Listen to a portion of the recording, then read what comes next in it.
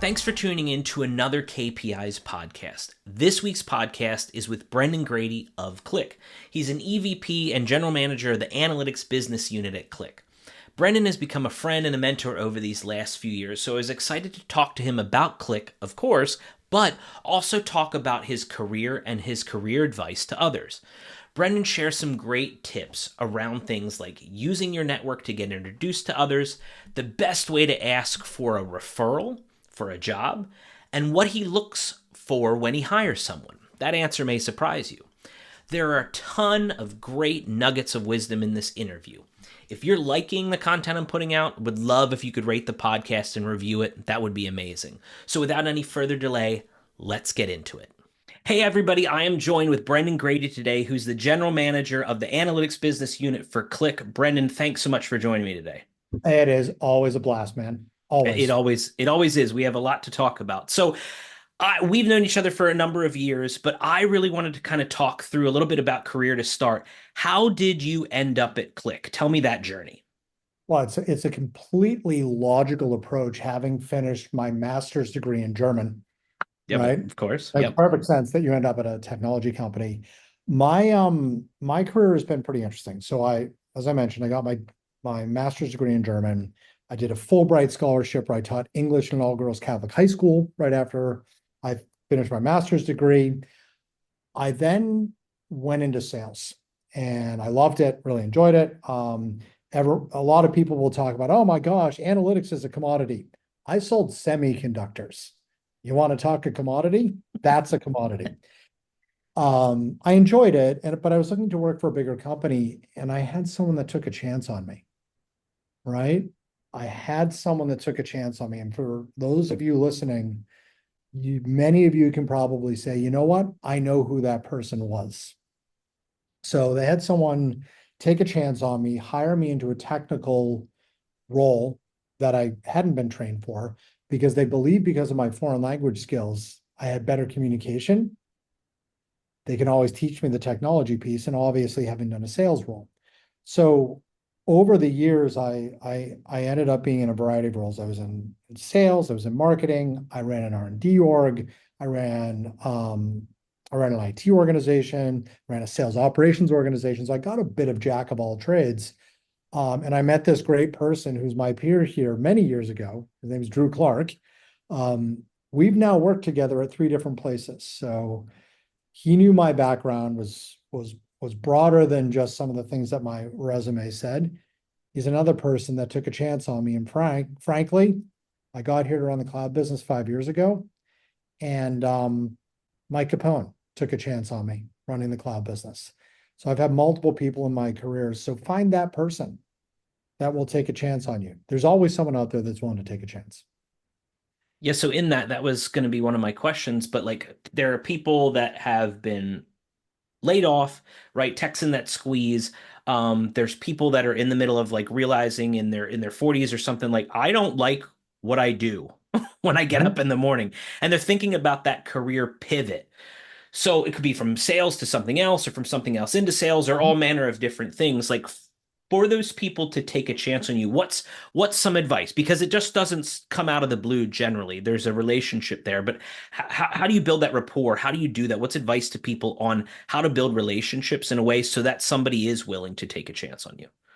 Well, most of us don't live under a rock and watch Star Trek reruns all day and never go leave the house, right? That's not most of us. Most of us that have had a career have met people over time, and there's a little bit of an art and a little bit of a science to it, right? The art side of it is, if you think about your career, we've all had that person that you just sort of clicked with, right? No pun intended on the word click, by the way.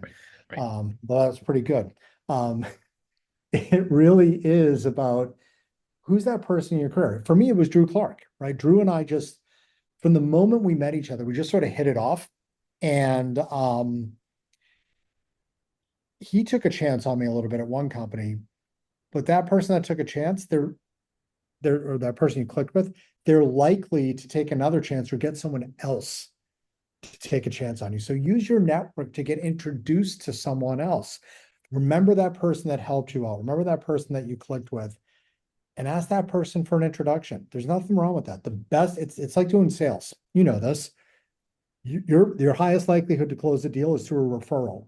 Your highest likelihood to get a job or do something else is through that referral. So that's go back to your network. Remember who you liked. Ask them for a referral because everybody knows someone, and if they don't know someone, they know someone who knows someone. In that, I'll go a little bit deeper because when somebody reaches out to you to say like, "Hey, I'm looking at this," I've seen it done where people are like, "Hey, I'm looking for a job at Qlik. What can you recommend?" I loathe that. I'm sure you loathe that, and you might not even respond to it. What are some key things when somebody who you do have a relationship with, somebody reaches out that helps you say, "I want to make that referral," or "Hey, you've actually done your research." Well, the snarky side of me, and you wouldn't invite me on this if I didn't come out with a snarky All response right. occasionally, right? I actually had someone do that a couple months ago. Brendan, what's the job you recommend for me at Qlik? Let me introduce you to my friend Google, right? So I'd like you to hit Google Well, and put your background in and say blah blah blah background jobs at Qlik. So that's the first thing I always start. So if you're out there and you're looking for a job, don't call one of your buddies at a company and say, "Hey, what job do you recommend for me?" That'll piss them off. It will. It pisses you off. It pisses me off. But it really is something that you do your research. That's number one. And then go to your passion, right? Go to your passion. If you are, if I'm passionate about sustainability, right? I really am. And I would tell you right now that, I mean, if Julie K, if you're listening to this, you'd be the first person I reach out to looking for a job, right? Because I'm passionate about it. So go to your passion and come with an idea of what you might want to do. It's no, we go back to our sales roles that we've had, right? We've all received the prospecting email that is blah, blah, blah, blah, blah, blah, blah. When can I get a meeting with you? Be targeted, follow your passion, follow your bliss, be targeted with your asks. Don't ask your buddy to go find out what you want to do in your career. That's my biggest advice. yeah, no, that's really good. Because right, it like I'm not your recruiter looking through the companies I know for what might be a good fit for you because I don't know your skills because it's been Yeah, 5 years since we've yeah, talked, and hopefully you've achieved some new skills while we haven't been talking, right? So, great, yeah. great advice. So in that too, because I know you hire people and you interview people for the business unit. What are key things that you look for when you're interviewing somebody hiring to kind of have somebody stand out? I like someone, I don't look at skill set first. I can tell you that right now. Um, there are two core things that I believe will work in my organization. Number one, natural curiosity. I like people. It's why you and I have always gotten along because we're both Julianne, same thing, right? Yep. We are all naturally curious people. If you're not curious and you're not asking questions and trying to understand, you will never survive in my organization. You just won't. It's just an expectation. The other thing I look for is just people that are smart, right? People that are, and by the way, smart and naturally curious tend to go hand in hand, right? I look for people that are smart, but more importantly, on that smart side, knowing what they don't know, but also willing to learn, going back to natural curiosity. That's what I look for in the organization. And I will always talk to a referral from someone who is naturally curious and also smart. If you referred someone to me, I wouldn't even look at the resume. I would talk to the person. Sure, absolutely, not a problem based on that. That's positive. It can also be a little bit negative too. I have a bias, right? I mean, clearly my hiring bias is natural curiosity, but that's way better than some of the other biases I could have, right? Yeah. Yep. That is where I'm biased, right? Yep. I don't care where you're from. I don't care what you do, what your background is. If you're naturally curious, I will talk to you all day long. Ted Lasso, dart scene, right? Love it. Love it. Best Love scene it. ever. When It he smacked honestly is. Rupert down, just epic smackdown, and because he was curious. So it was good. Yeah, and in that I'd posted that link to that scene the other week talking about like that natural curiosity is good because it means you should be killing assumptions, right? There's too many times we make assumptions into things that just kill the questions we should be asking where we learn more and then figure out a different avenue to take. And that like Man, assumptions. Well, right, you had sent me assumptions kill all deals and some other language around Oh yeah. assumptions and all that stuff. So, Yeah, there were yeah, a few ones. I don't think we want to share that for the kids on the right. well, it is interesting. My dad was a recruiter for 30 years, and I mean he made a couple comments to me. He said, sales is actually really easy. It's not about talking, it's not about selling at all. It's actually about asking a question and shutting up and listening. Because you will hear everything you need to know Mhm. in the next 2 minutes about why they do that. The other thing he told me as a recruiter, he said, God, you sold semiconductors. That must have been rough. Now imagine selling humans like I had to as a recruiter. They can talk and say stuff and disrupt the deal. The semi can't, Semiconductor stuff. they can't ruin the interview. They can't ruin it. No, like our software is never going to ruin an interview for anybody. Well, it might, but you never know. But That's true. right. That's true. That's true.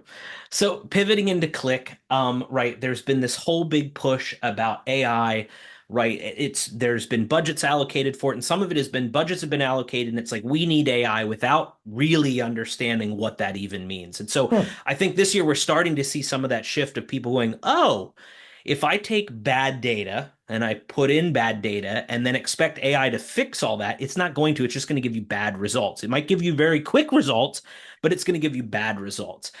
What are some stories where you know AI and AI with Qlik is making an impact right now? Making an impact. It's all over the place. You've got one of my favorite stories that we have is the Appalachian Regional Health. And again, this gets back down to the core of who I am.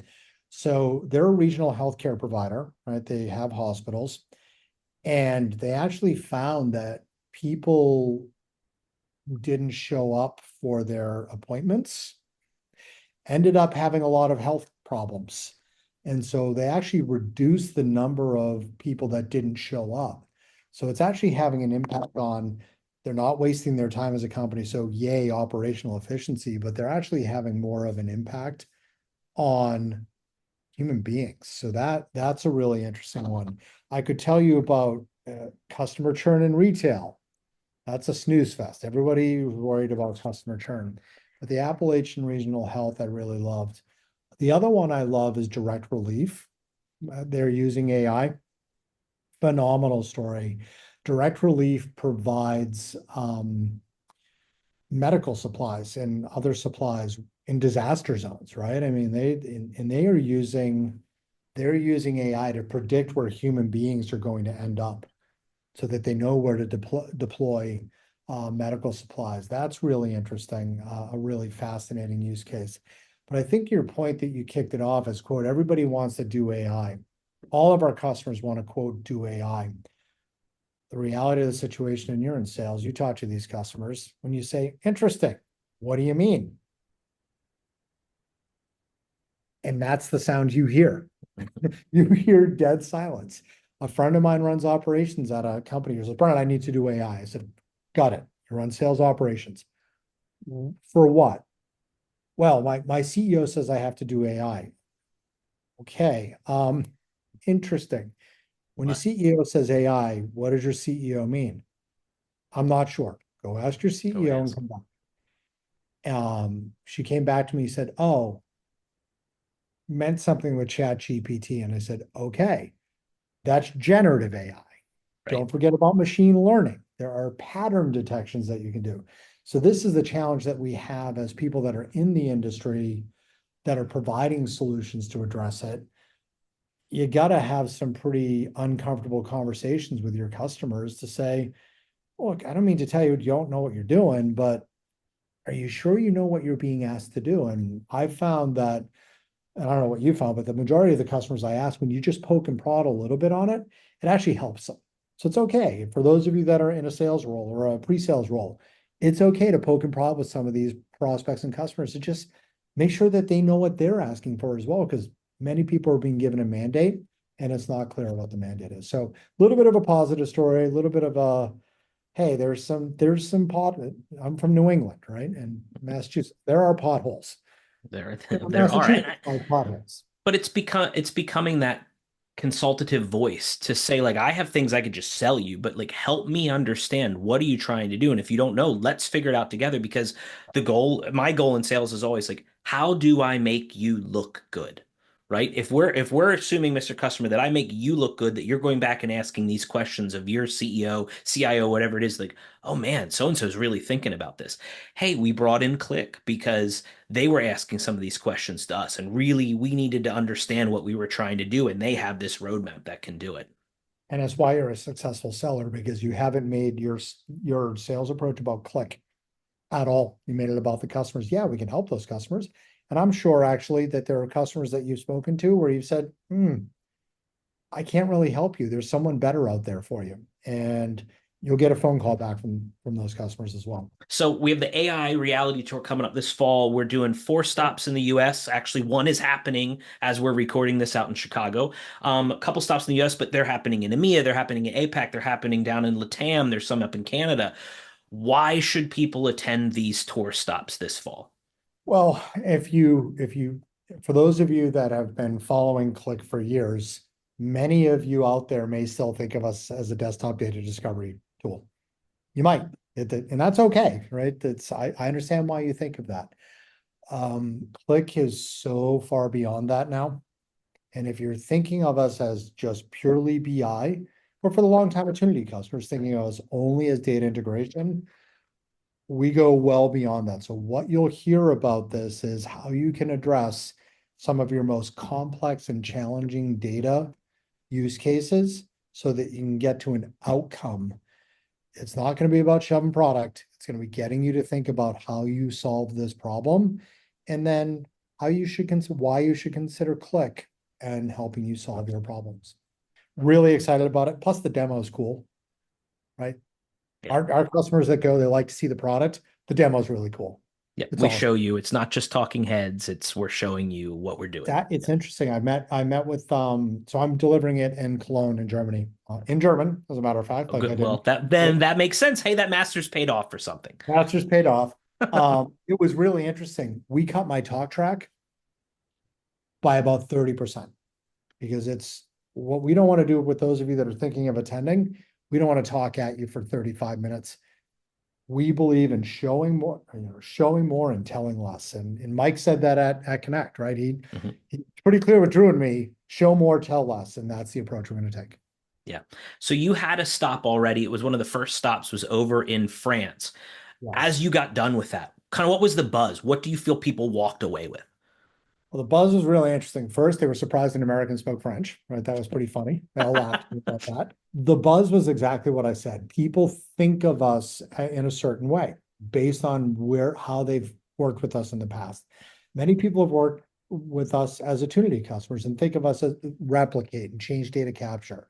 Some of our talent customers think about what we could do with talent and some of the things you can do around trusting your data and catalogs and things like that. Others, ClickView developers who think of us as, oh, ClickView. What was surprising to a lot of the people in the audience, the feedback we got, is just how advanced we are on the whole spectrum of data to outcome, and then how we're able to apply AI. People don't even think of us as applying AI to some of the challenges across the entire portfolio. That was the biggest buzz. The other thing that was a big buzz, like answers. It was a massive buzz because everyone's out there trying to solve this generative AI piece. And customers, we had a couple customers come up and say, "Whoa, we spent $2 million trying to get this up and running." Great. How'd you get it up and running? Yeah, we're not in production yet. And now you're telling us we can get up and running for 75K. I'm like, yeah. So the answers buzz was really there. And then our ability to actually run Talend and Qlik in the same portfolio on the same cloud. Right. The Talend customers are really excited about that as well. So we delivered in a year. That's what I'm hearing. It's been incredible. It's been incredible. Great. So, Brendan, thank you so much for joining us. If you guys aren't following, follow Brendan Grady on LinkedIn. He's posting stuff, he's commenting on things, and he is not shy, as you've seen in this podcast. But Brendan, thank you so much for being here. I appreciate your time. Next post is about unicorns. So buckle up.